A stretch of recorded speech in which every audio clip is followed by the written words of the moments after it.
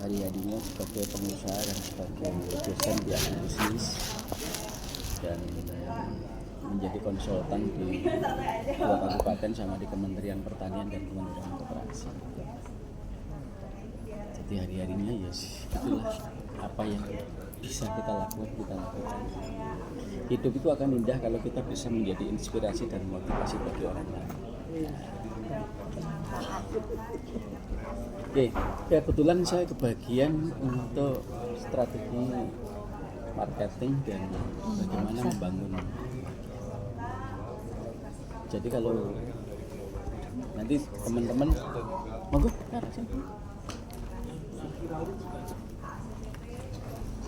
Nah, di dalam market itu kita tidak bisa berkutat dalam bentuk teori, tetapi di dalam ilmu market itu yang terpenting adalah memahami keinginan segmen.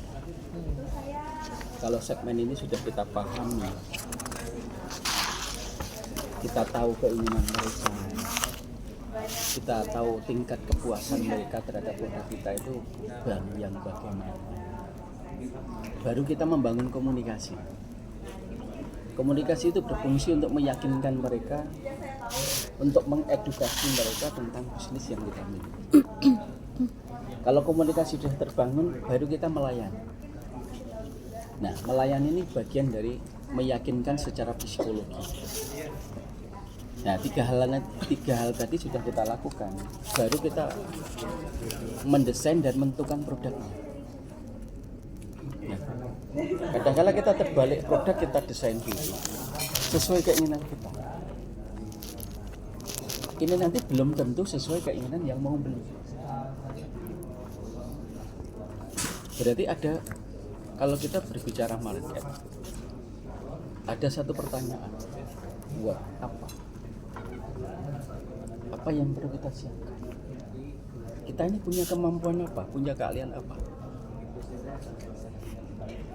Terus yang kedua, why? Kenapa saya harus terjun ke dunia ini? Kenapa saya harus menjual ini? Kenapa orang mau membeli produk kita? When? Kapan? Kapan mereka membutuhkan produk ini? Pada kondisi bagaimana mereka mau membeli produk ini? Karena berbicara segmen ini memiliki karakter yang berbeda. Nah, kita harus tahu roh produk kita ini cocoknya untuk segmen siapa. Kalau sudah tahu segmen ini, kita pelajari, kita gali informasi sedalam mungkin sampai kita tahu betul memahami dari karakter segmen. Apakah segmen ini berdasarkan kultur? Karena nanti kalau penjenengan sudah masuk ekspor, mau nggak mau harus mempelajari kultur. Karena budayanya orang tropis, orang subtropis, dan orang dingin itu cara makan produk berbeda. Kalau kita jualan produk-produk di daerah tropis, pasti maunya orang itu yang manis. Coba nanti jualan minuman yang dijual di daerah dingin, nggak mau mereka manis. Cari yang asam, yang mengandung vitamin C tinggi, karena berfungsi untuk daya tahan tubuh mereka. Ambil contoh ini, sok gaya, saya sudah ekspor teh sosro ke Korea, nggak mungkin, karena orang Korea nggak mau manis, tehnya pasti tawar. Karena apa? Kultur budaya kerajaan Korea itu membawa ke masyarakatnya. Cina, Korea, Jepang nggak mau manis.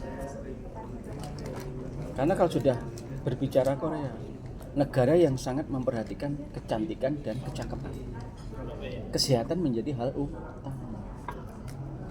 Berarti produk masuk ke sana kok menyentuh, bertabrakan dengan kesehatan, nggak akan laku. Kemarin saya punya binaan ini. Anak ini pulang dari Korea, uangnya banyak, bingung mau usaha apa.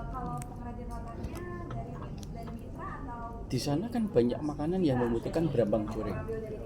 Tapi pikirkan, brambang goreng ini bahannya harus organik, non pestisida. Kamu gak mungkin dapat cari di Blitar kalau tidak mendampingi petani dulu. Ini Daming petani dulu menyiapkan sampel di lab, kirim ke temannya yang ada di Korea, orang Korea. Sampel lolos, ya, jalan tes. Artinya produk itu akan bisa diterima oleh konsumen kalau kita bisa memasarkan sesuai dengan keinginan mereka dan mampu memuaskan mereka.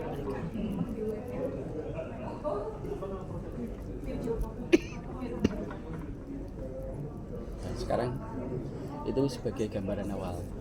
Jadi segmen itu bisa berdasarkan kultur, bisa berdasarkan demografi itu berdasarkan tingkat usia. Produk untuk anak-anak akan berbeda untuk remaja.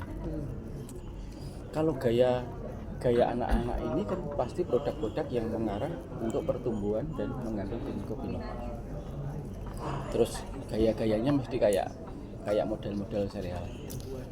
Kalau untuk yang remaja pasti tidak memperhatikan rasa anak muda sekarang. Yang dia perhatikan adalah kekinian dan harus memiliki storytelling. Produk ini mampu bercerita. Kalau teman-temannya dapat cerita itu ketinggalan, teman-temannya akan kepo. Nah, itu produk. Kalau sudah masuk di usia 40, ini orang sudah mulai memperhatikan kesehatan lagi. Seusia saya ini kan mesinnya tinggal separuh, Pak. Berarti mau makan hati-hati pertimbangan. Berarti ini bagi teman-teman yang produknya betul-betul memperhatikan kesehatan. Terus untuk produk orang sakit apakah ada? Sekarang itu justru orang-orang kaya yang sakit itu nggak bisa makan enak. Lah kira-kira apa yang bisa kita tawarkan kepada mereka supaya mereka bisa makan enak? Bayangkan uangnya banyak, makan nasi tidak berani, makan daging tidak berani, karena takut dengan kesehatannya. Apakah tidak bisa kita menciptakan daging natural dari bahan-bahan alam? Kan bisa. Ada jamur bisa dibuat daging. Itu kan peluang berarti. Berarti, kenapa? Kenapa nggak kita munculkan? Kira-kira kapan mereka kapan membutuhkan? Ya pas saat dia mulai sakit mulai membutuhkan. Saat sehat ya udah ke kafe, ke restoran nggak bikin.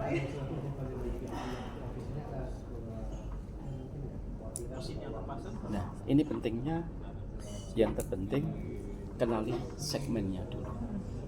Oke, sekarang kita diskusi satu persatu. Saya pengen mengenal produk penjenengan, masalahnya apa, terus inginnya apa. Oke, dimulai dari mana? Sambil kenalan. Monggo Pak. Ya, langsung aja Pak ya.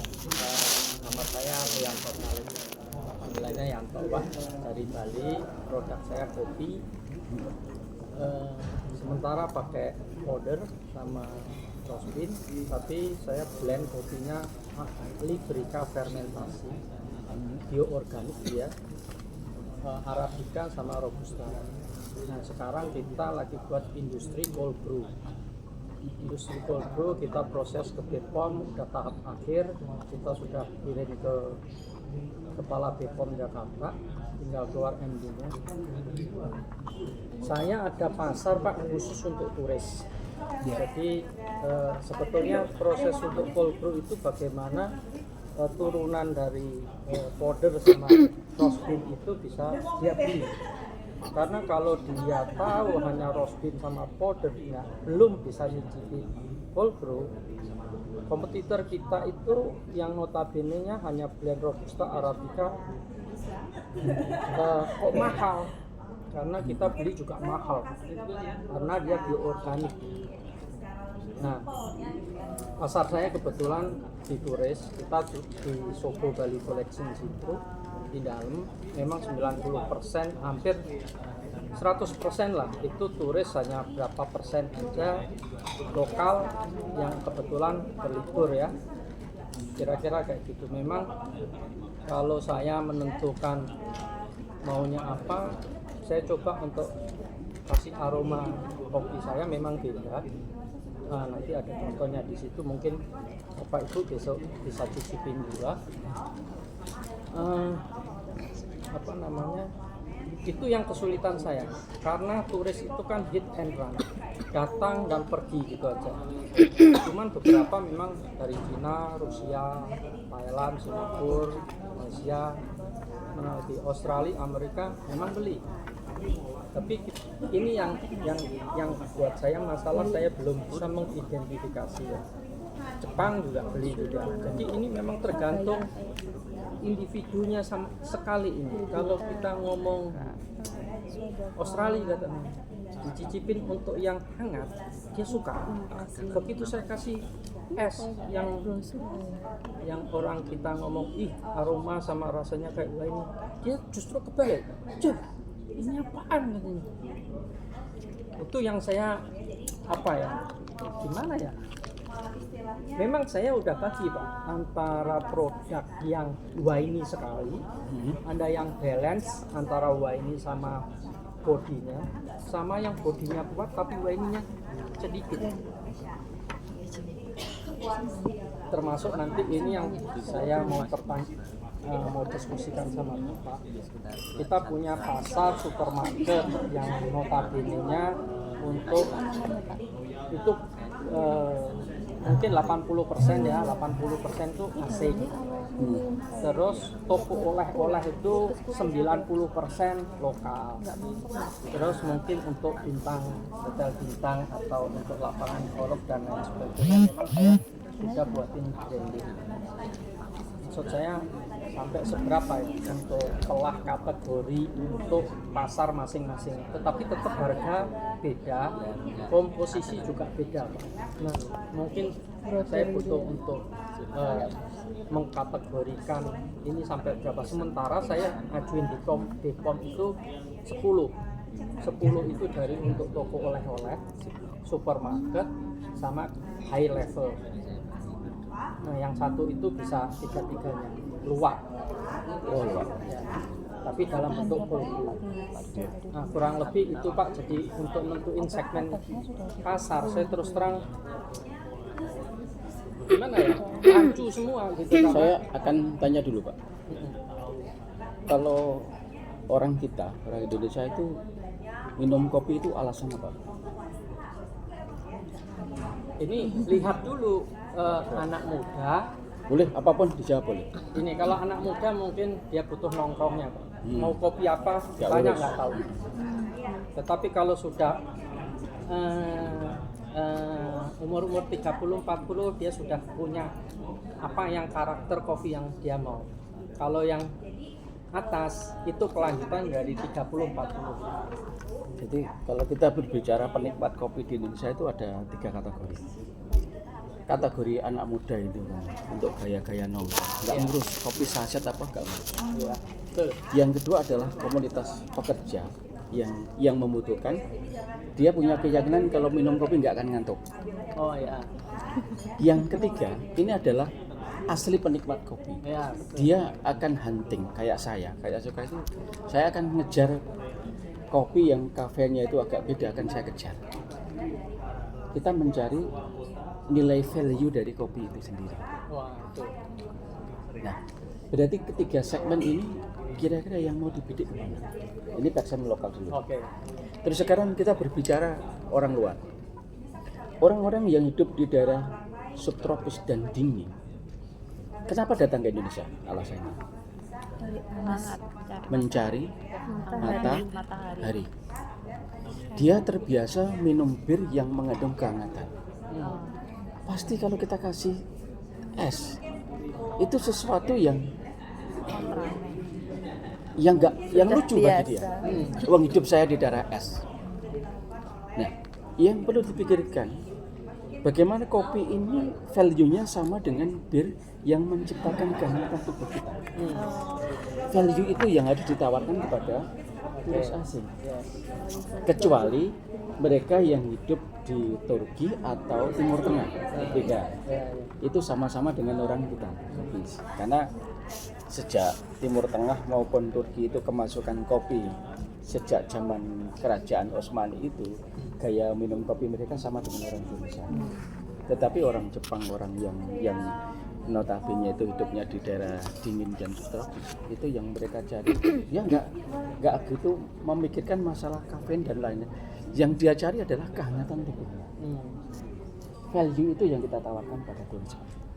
Nah sekarang dicari titik masalahnya. Buat kira-kira dari Arabica dan Robusta yang mampu memicu peredaran darah paling tinggi mana? Robusta. Oke. Robusta itu kuatkan. Kira-kira kombinasi apa yang akan memicu nanti orang terasa hangat, fresh?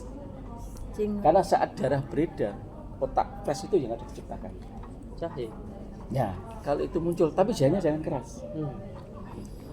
Kalau jahe emprit itu sangat keras. Iya, keras. Gajah. Cari jahe gajah, tetapi dimainkan sangat lembut. Itu hanya untuk memicu peredaran darah saat hangat ke otak fresh. Ya, di situ nanti value-nya akan muncul. Nilai manfaat, karena orang asing nggak ngurus apa. Lek kayak saya yang saya kejar nilai kafein. Semakin nilai kafein tinggi, itu memicu adrenalin gitu. Ya. Sehingga nanti Bapak ada beberapa segmen karena modelnya itu kan ini kan konsepnya kayak toko serba ada gitu. Nah, terus perlu juga Bapak kayak mengedukasi ya. Di situ kayak turis itu kasih tantangan semacam tempat mereka bisa nyeduh sendiri, tetapi ada semacam tutorial yang membranding nilai manfaat untuk orang-orang di daerah ini. Kalau yang untuk telling story kita udah buatin Pak. Udah ya. Memang kita mau buatin cita-cita saya karena gini. Saya kolaborasi sama pelukis untuk buat lukisan mosaik. Mosaik itu maksudnya biji kopi itu jadi lukisan. Ya. Jadi kita sudah meng-create, kita sudah ada 3 lukisan mosaik. Marilyn Monroe ketawa, tersenyum, sama Prabowo sama kudanya. Inilah dibuat John Lennon. Nah itu kita udah buatin Pak. Cuman memang kita nggak punya space banyak gitu ya. Dan ya itu masalah kendala saya yang ini walaupun saya dikasih space di Soko kita Kan Mbak yang pernah datang tokoh luar yang terkenal ke kafe Bapak.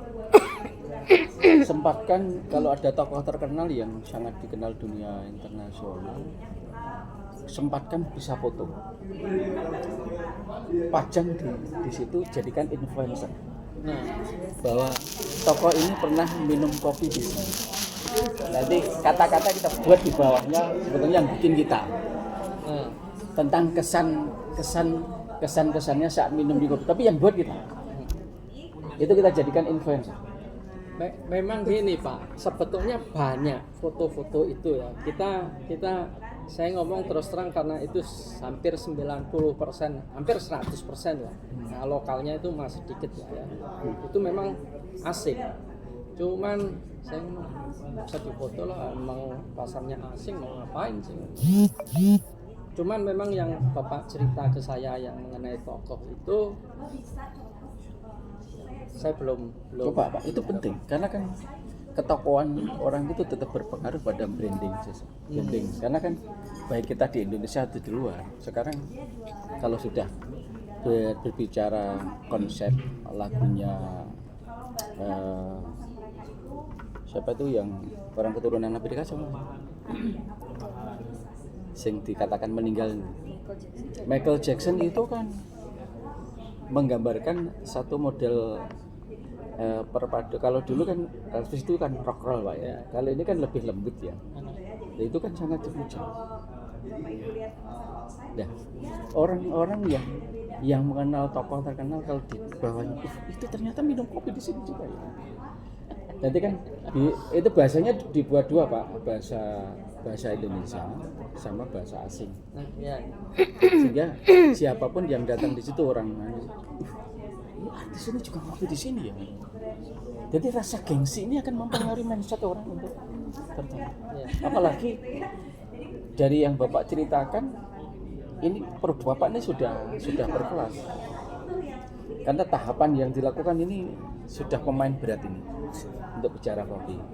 Tahapan itu berat sekali. Tinggal bagaimana kita mengenalkan model yang Bapak tawarkan itu kan butuh orang lain untuk mengenalkan. Ya. Kalau kita hanya mengandalkan turis pulang pergi, turis itu kan hanya minum kopi hanya mencari kehangatan, bukan mencari kafein.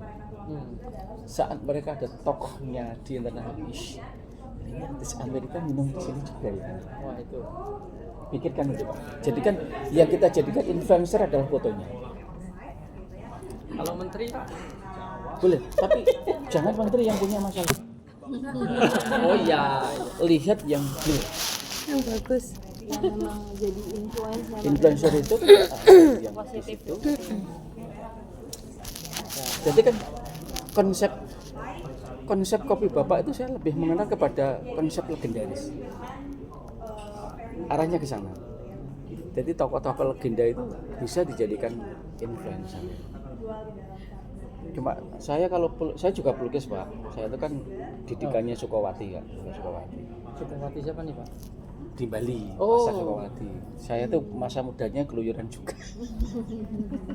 Jadi coba saya aliran saya sama dengan Basuki Abdullah, surrealis. Oh. Jadi kalau gambar orang itu harus secantik mungkin gitu. Ya, jadi karakter legenda yang jenengan miliki itu pertahankan. Tinggal bagaimana kita mengangkat. Misalkan tokoh Bali yang punya pengaruh kuat dalam sejarah Bali, angkat di dalam lukisan. Ini kan membranding orang itu kayak dibuat ke dalam nuansa kultur Bali. Karena kopi Bali, kalau orang bicara kopi Bali itu legenda. Beda kalau kita ke kopi Dampit, itu adalah bisnis. Gak ada bicara kopi Dampit legenda, gak ada. Nah, pikirannya ke sana. Target market kan sudah ada di depan mata. Tinggal bagaimana konsep pelayanan kultur orang asing itu pasti teman-teman Bali sudah begitu hafal cara melayani. Ada satu konsep yang pernah dikembangkan, saya tertarik dengan Bapak Kewirausahaan Indonesia, Bob Sadino. Bob Sadino itu cara melayani orang asing hanya jualan telur. Telur itu isinya hanya 6. Dulu belum ada cup. Jadi ditaruh di kayak besek tapi atasnya itu lubang-lubang. Setiap orang asing yang hidup di perumahan sekitar Jakarta itu, beliau jual telur isinya 6. Atasnya dikasih sekuntum anggrek. Itu konsep value. Anggrek bagi kita biasa, tapi bagi orang luar, bunga itu adalah kehormatan dan kebanggaan. Nah, sekarang kultur Bali yang bisa diangkat apa? Kayak orang asing yang duduk di situ, selamat datangnya itu kasih apa? Bunga Kamboja. Nah, bagus juga. Lek di Jawa jangan. Oh iya, Kalau dikasih bunga Kamboja, kematian. Kuburan itu Pak. Kalau di Bali enggak. Itu kehormatan. Ya. Jadi mereka yang datang itu harus ada semacam satu ucapan kehormatan yang mereka itu akan terkenang. Keren ya kafe itu. Pikirkan di situ. Ya. Oke, deal. Tos dulu Pak. Sip. Oke, lanjut. Siapa nih? Atau urut, monggo. Perkenalkan, nama saya Mirja Sarita. Saya mengolah limbah sabut kelapa menjadi bubuk diversifikasi produk dan asal usaha saya dari Makassar. Makasih. Saya boleh kontrak kerjasama nanti ya? Wah, seperti apa itu? Untuk pasar Cina. Wah, mantap. Keren. Jadi kebetulan yang sangat membutuhkan itu Cina sama Jerman. Itu untuk mengisi jok mobil mewah. Kebetulan saya juga Pak. Wah, boleh juga. Oke. Keren. Sip. Saya minta kartu namanya nanti. Bikin juga sabut kelapa. Iya. Jadi kebetulan bisnis ini di teman-teman Asosiasi Pengusaha Indonesia. Jadi saya tergabung di asosiasi pengusaha. Kita dirikan dengan teman-teman tahun 2012. Jadi kalau ada market luar itu kita jaring terus. Ya, yuk lanjutkan. Saya lihat produknya dalam bentuk apa saja. Dalam bentuk kokopit, koko fiber, koko mesh, koko lock, terus juga coil shape, terus kita juga ada jadi Pak, kami itu bagian dari Sabuk Kelapa itu menjadi 3 pangsa pasar. Ada yang home decor and tourism, terus biotextile, terus juga ada satu lagi untuk planting and gardening. Nah kalau planting and gardening itu ada kokopit, koko fiber, contohnya saya bawa di koper. Terus kalau yang untuk Saya nggak bawa ke sini ya. iya Pak, tadi kopernya kekunci, saya lupa passwordnya. Saya itu hanya membayangkan juga bingung juga. Kayak begini loh Pak, tadi ininya fiber. Ya. Iya. Gitu dah. Terus kalau yang tadi yang segmen kedua itu ada apa tadi, decor and tourism itu kayak coil shape itu untuk apa namanya Pak? Kalau biasa tuh kalau di saung-saung gitu. Oh gitu. Itu apa yang namanya? Paranet, seperti Iya. pengganti paranet. Terus juga ada untuk bikin tas, bikin sendal dan macam-macam. Intinya untuk fashion. Ya, Yang untuk pasar lokal. Iya, bisa juga untuk luar Pak. Kalau coir shade itu terutama untuk di luar. Terus juga ada ini yang terakhir itu untuk erosion control. Nah ini targetnya kami, kan kami di Sulawesi, dekat sekali dengan banyak pertambangan. Nah targetnya kami bisa masuk pertambangan sebagai bentuk green mining. Gitu. Seperti itu. Hanya saja kita masih cari celah gimana bisa bisnis kita tuh ekspansinya juga selain B2B dan B2C itu ke B2G, business to government seperti itu. Sebenarnya kan limbah sabut kelapa itu juga bisa untuk pembersih air. Iya, koko fiber. Ya, kalau fiber itu bisa. Nanti dikombinasi dengan kerikil yang dari kompon bisa untuk pembersih air. Nah, sekarang kendalanya apa?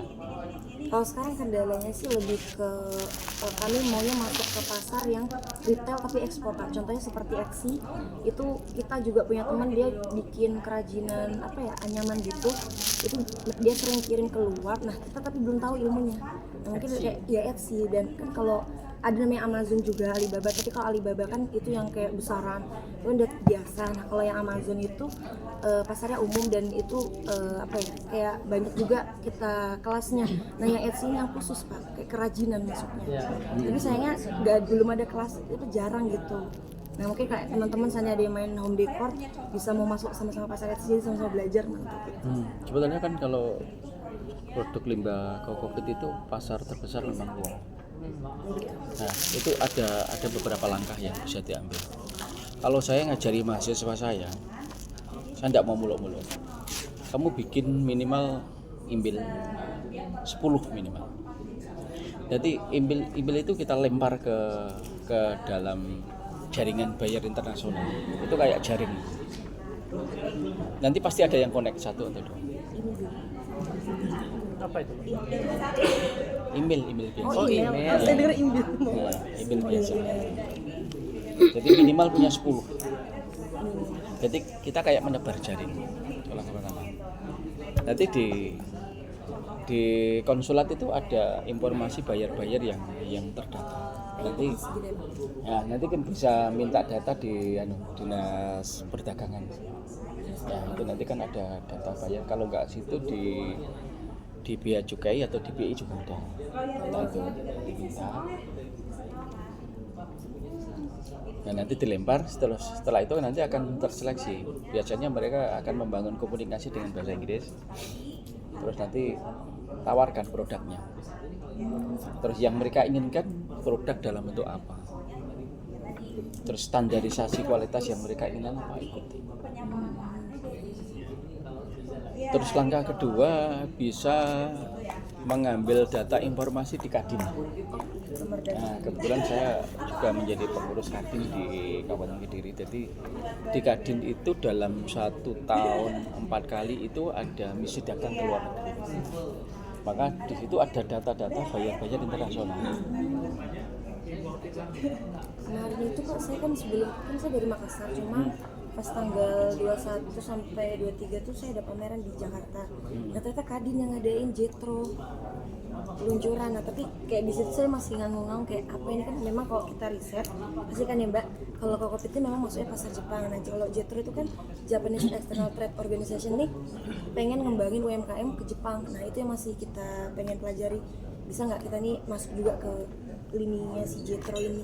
Ya bertahap aja. Jadi misalkan gini, supaya pekerjaan jenengan fokus, coba bidik satu negara dulu. Kalau jenengan nanti mecah, nggak akan ada yang terrealisasi. Nah, target jenengan yakin kemana? Di antara Jerman, Jepang, terus Cina. Ini yang membutuhkan sangat besar ya. 3 negara itu memang kebutuhannya sangat besar. Itu yang ada industri mobil itu ya. Karena industri mobil sekarang dari yang dulu bahan elastis spon itu sekarang sudah mengarah ke sustainable dari alam. Itu peluang pasar. Mereka yang punya industri mobil besar itu pasti membutuhkan ini. Bidik satu dulu aja. Mungkin yang sangat gila itu Cina. Terus saya mending ke Cina dulu aja. Nanti cari informasi di sana. Perusahaan kendaraan otomotif yang membutuhkan fiber dari kokolit itu. Apa nanti ke jenengan ke Dinas Perdagangan di Makassar pasti ada informasi. Kalau pasar lokal jalankan mengalir aja, tetapi kejar yang luar. Nanti kalau minimal kirim 1 feet lumayan. Itu Pak juga kendalanya itu bukan hanya sekedar. Nah sekarang bahan baku ada pasaran nggak? Bahan baku Melimpah. Pak, karena memang di Sulawesi itu kelapa yang dikirim ke Surabaya itu semua dari Sulawesi termasuk orangnya. Iya. Karena kemarin tuh ada yang pengusaha Malang itu kirim ke Cina itu bentuknya kotak-kotak ini kayak dadu. Oh, koko khas chip. Nah, potong-potong itu aja. Iya. Terus itu di karung, 1 karung itu nggak salah sekitar 5 kiloan kalau nggak 10 kilo, saya agak lupa. Di blok gitu ya Pak? Diperes kan? Enggak kering, cuma sudah kering. Jadi cuma kayak dadu itu. Kayak dadu. Khas chip kapan gitu. Ya, terus kalau yang lagi mengembangkan industri pertanian itu juga butuh kokopit itu untuk media. Kalau yang pasar itu kami udah masuk Pak, karena memang kan kalau bisa dibilang di Sulawesi kami bisa jadi pionir karena semua Sulawesi sudah dikirim. Nah ini yang kemarin juga ada eksportir ngubungin saya bulan Februari, tapi dia minta langsung 5 kontainer. Nah kami belum sanggup langsung dalam waktu sebulan. Makanya itu kebutuhan. Jadi kita UKM itu butuh kolaborasi. Jadi kalau mau masuk ke pasar internasional ngukur dulu. Kira-kira minimal kita bisa 1 feet enggak? Kalau pasar-pasar lokal yang membutuhkan itu pasti daerah bunga kayak Batu. Itu kebutuhan kokopit cukup tinggi untuk media tanam. Batu, Lembang, terus Ungaran itu adalah daerah yang merupakan sentra kebutuhan kokopitnya paling tinggi. Pokoknya di situ ada penangkar bunga, pasti butuh ini, nggak bisa digantikan lain. Iya. Sama kayak di Sulawesi kan semua banyak pertanian. Nah, Coklat. Sulawesi mungkin saya kira memang untuk pertanian kelapa masih cukup memungkinkan. Cuma nanti jenengan harus kolaborasi dengan teman lain, nggak mungkin. Ini nanti nggak ngatasi nanti saat kontrak turun nggak mungkin terpenuhi. Hati-hati karena kalau sudah ekspor itu kalau nggak terpenuhi kita diklaim. Pikirkan. Jadi kalau belum mampu jangan tekan kontrak. Ini nggak bisa dibuat gaya-gayaan. Kalau orang Indonesia agak dilanggar dikit mungkin nggak akan ngeklaim. Kalau lagi waduh. Terus yang kedua standarisasi. Kalau standarisasi jenengan SOP-nya tidak sesuai, misalkan masuk ke Cina atau katakanlah Singapura aja ya. Ini nanti standarisasi tidak sesuai, ini jadi sampah. Jenengan membuang sampah 1 kontainer itu harus bayar. Bayar. Jangan kayak di Indonesia buang seenaknya nggak masalah. Kalau sudah di luar negeri bayar. Kalau sudah barang itu katakan sampah bayar. Dan itu cukup mahal.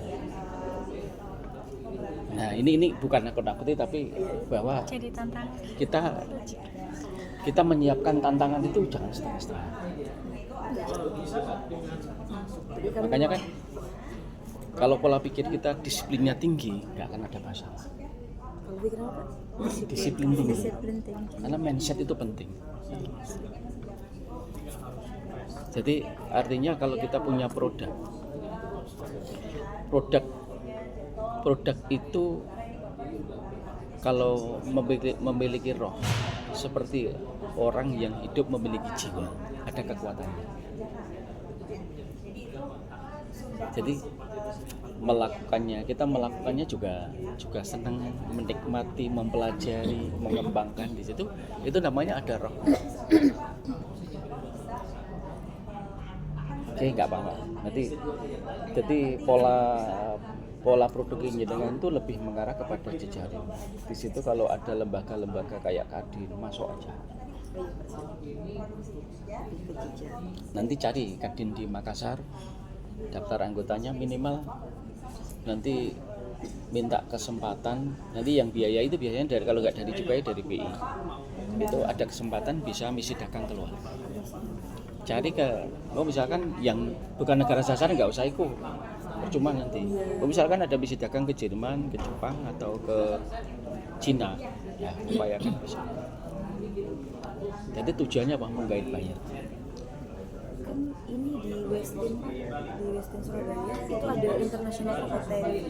Sempat mampir memang. Tapi pas saya kayak belajar dari kita yang di Indonesia, ternyata kita tuh kekuatan mereka bisa mengembangkan kelapa ini gara-gara backingannya government. Apakah ada kemungkinan Pak di suatu hari nanti kalau Indonesia juga bisa dapat backingan yang pemerintahnya fokus ke kelapa, kayak Sri Lanka dan India? Ada.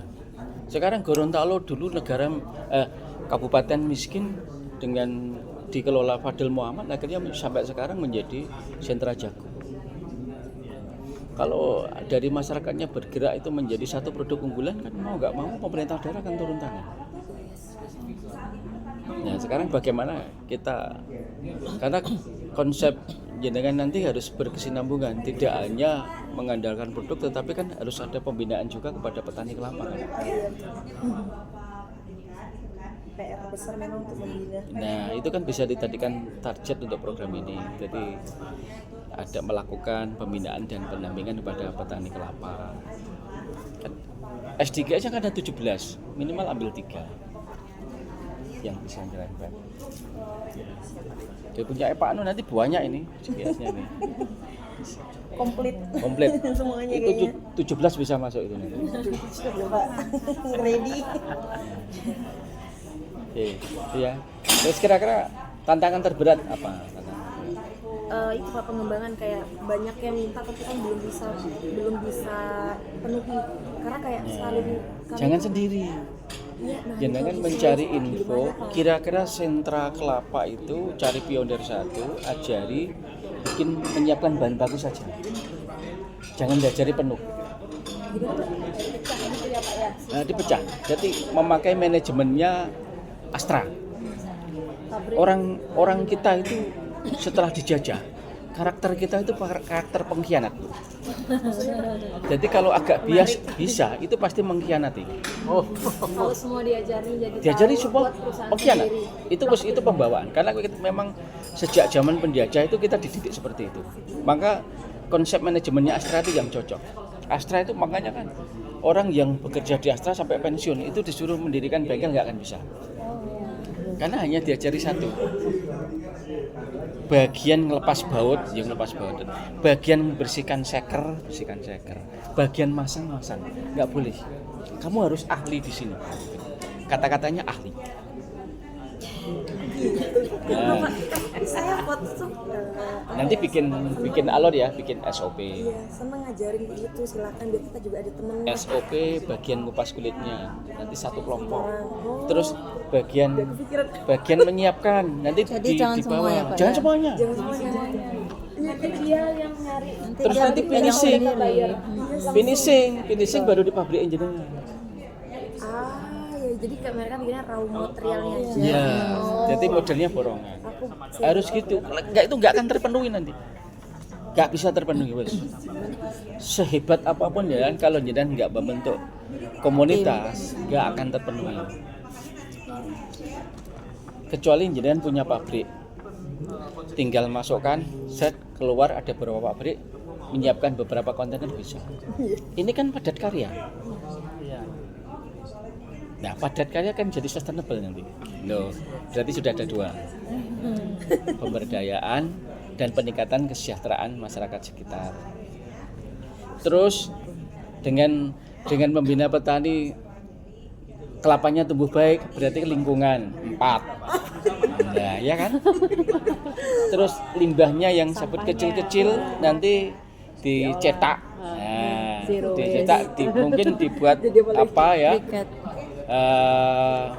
Kalau briket eman itu mungkin kayak spon-spon nanti digabung-gabung dibikin apa, atau mungkin kayak bikin kaset modifikasi. Nah, sudah berarti kan zero waste.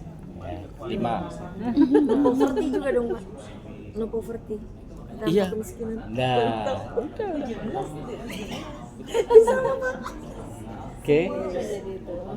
Oke ya, SOP penting. SOP itu akan membantu penyedia nanti menyiapkan SDM bagus. Yang kedua menyiapkan sumber kebutuhan itu bisa terpenuhi dengan standarisasi. Oke, nanti kalau kesulitan minta dari pendampingnya untuk bimbing SOP. Bikin dulu, nanti suruh ngecek dari pendampingnya. Oke. Oke Pak. Sip. Mbak, monggo. Mbak siapa? Perkenalkan, nama saya Suryani, saya dari Bali. Usaha saya kebetulan Bali di mana? bidang di Ubud Pak. Oh, Ubud. Darah seni ya. Kebetulan usaha saya di bidang roasting kopi juga dengan brand Gangga. Kita segmen market kita langsung B2B, lebih ke hotel. Kenapa kok pakai mereknya orang India? Karena memang dari usaha gua memang Gangga itu adalah ibarat air Yang disucikan, mengalir. ya. Iya, air itu selalu mengalir, jadi berharapnya usaha kita selalu mengalir. Gangga itu kan bahasa Sanskerta Pak ya? Iya. Artinya kan suci ya. Iya. Air Gangga, sungai Gangga. Sungai Gangga. Iya. Gangga itu kan suci. Terus kemudian segmen market kita langsung ke B2B Pak. Ke B2C itu langsung juga dari kafenya, dari kafenya langsung ke B2C. Tapi kalau dari bisnisnya sendiri, roastery ini kita langsung ke hotel, restoran, dan beberapa villa di Ubud. Jadi masalah pemasaran saat ini sekarang kan hotel itu sudah mulai minta semua legalitas Pak. BPOM, kalau yang untuk change sudah minta hak asasi manusia. Berarti ada kendala di legalitas. Ya, legalitas, karena BPOM saya on proses baru terpilih BPJPUD-nya, terus tunggu pengen ke hak asasinya. Jadi hak asasi itu kan ya agak berat. Karena nanti harus cross check ke lapangan juga. Punya binaan petani enggak? Nggak ada Pak, cuma kerja sama aja. Karena kalau sudah mengarah kepada HACCP, jenengan harus membidik petani tulen yang betul-betul di situ bebas dari pestisida. Kalau itu Udah enggak? ada. Nah, itu aja nanti di Langsung aja kerja sama. gini. Ini saya nggak ngajari trik Pak, ini kan ngajari tradisi Pak. Nanti kok diajari nipu kan gitu. Jadi mending nanti membentuk kayak model kelompok tani. Nah, ini kan masuk di dalamnya supaya apa? Fasilitasi negara bisa masuk. Karena sebetulnya HACCP itu bisa disubsidi oleh negara. Tapi syaratnya harus ada legalitas kelompok. Nanti kelompok tadi itu dengan legalitaskan berbadan hukum. Nanti terus mengajukan ke kementerian lewat rekomendasi dinas pertanian setempat. Nah, terus itu nanti lampirkan ada buyer luar negeri yang sudah kerjasama. Itu nanti akan cepat diurus. Karena target kementerian itu kalau ada kelompok yang sudah connect dengan pasar ekspor, itu nanti akan difasilitasi. Ini sedikit membuka rahasia negara tapi semoga bermanfaat. Harus udah ngirim dulu atau cuma boleh kontak-kontakkan karena dia minta kasih CP? Apa boleh Penting ada dokumen permintaan. Tidak harus. Saya udah ada 2 Pak. Alasannya gini, loh ini kok belum bisa, lah ini kan ada persyaratan HACCP yang kurang Pak. Terus ini jalan keluarnya gimana kakeknya? Asik. Tapi jenengan harus menyiapkan petani ini nanti SOP-nya disiapkan, terus di situ ada pemetaan. Nanti kan ada pemetaan namanya kan peta Google Map ya, titik lokasi tanah budidaya kopi itu. Terus nanti varietasnya apa disebutkan juga. Tapi insya Allah lek Bali berbicara kopi sama sayur itu akan dapat perhatian karena itu menjadi satu momen yang sangat diunggulkan di Kementerian Pertanian. Legalitas yang lain sudah kan? Sudah BPOM on proses dengan HACCP. Oke, lah nanti tinggal yang jaringan hotel dan restoran itu dikuatkan saja. Ya, karena itu udah mulai minta karena untuk audit katanya kan karena mereka diaudit juga Pak, beberapa hotel itu sudah diaudit, jadi supplier mereka juga harus aman karena Ya, karena kan itu harus aman. yang diaudit itu pasti hotel-hotelnya orang luar negeri. Iya. Kalau yang lokal Indonesia mulai Pak. Indonesia juga. Iya, mulai minta BPOM yang apalagi kita resort kalau sekarang kan di Ubud itu kan ada naungan Ubud Hotel Association dan PHRI. Nah, di Bali ada asosiasi pengusaha kopi enggak? Kebetulan saya di Asosiasi Kopi Indonesia di Bali. Ada Pak. Coba ASI. itu dikuatkan Pak. Kuatkan nanti banyak komunikasi dengan ini dengan Dinas Pertanian Provinsi. Ya nanti ada perhatian terutama keluhan-keluhan yang dihadapi dari teman-teman pengusaha kopi bisa terpecahkan. Masuk aja ke ASI. Masuk Mbak, penting itu Pak. Kemarin masuk SCAI aja. Oh, masuk situ. Iya. Ya. Masuk SCAI aja. Karena kan memang kayak sekarang kan asosiasi kan banyak Pak, asosiasi yang kita buat oleh perseorangan dia menganggap dirinya asosiasi.